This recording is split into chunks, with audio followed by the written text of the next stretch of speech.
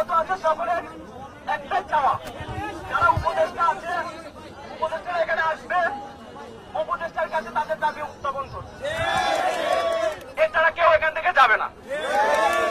তাদের কর্মসূচি একটা ছিল, সেটা উপদেষ্টারা আসলে সবচেয়ে বেশি ভালো হবে, সবচেয়ে ভালো হবে না উনার মাধ্যমে সব সমাধান হবে। উপদেষ্টাদের মধ্যে আমি মেনশন করে দিচ্ছি, আসিফ ভাই, নাইব ভাই, নূরজাহান ম্যাম, মিনিমাম 3 জন, এই 3 জনকে আসতে হবে বাধ্যতামূলক। আর যদি বিশেষ করে আসে সমাজসেবা অধিদপ্তরের সমাজ কল্যাণ মন্ত্রণালয়ের যে উপদেষ্টা সালমান মুর্শিদ, ওনাকে আসতে হবে এখানে।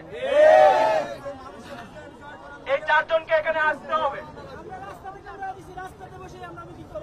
রাস্তার আন্দোলন রাস্তায় থাকবে যতদিন পর্যন্ত আমাদের মনের আকাঙ্ক্ষা না পূরণ হবে। এত ফুলের কেস এখনো হসপিটালে পড়ে ভাই মরতেছে, এখনো আমার ভাইয়ের হাত কেটে ফেলবে। কালকে রাত 3টা পর্যন্ত হৃদরোগে পড়ে আসছিলাম, 8 ব্যাগ রক্ত টাকা দিয়ে কিনে নিছি, কোনো জায়গায় পাই নাই। বাহির থেকে যে ডক্টর আসছিল সেই ডক্টর ভুল অপারেশন করার কারণে তার হাতটা কেটে ফেলার মতন অবস্থা তৈরি হয়েছে। এখন পর্যন্ত সে আইসিইউতে আছে।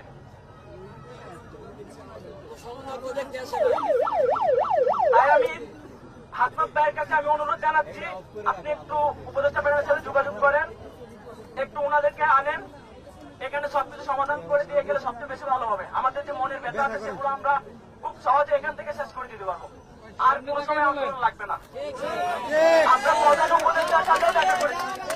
আমরা প্রধান উপদেষ্টার সাথে দেখা করেছি, সচিবালয়ে মিটিং করেছি, নাইব ভাইয়ের বাসায় মিটিং করেছি, এখন পর্যন্ত ওইরকম কোনো সমাধান আসে নাই। আর কোথায় যাব? এখন কি আমরা জাতিসংঘে চলে যাব, আমেরিকায় যাব? সেটা সম্ভব না, আমাদের দ্বারা কখনো সম্ভব না।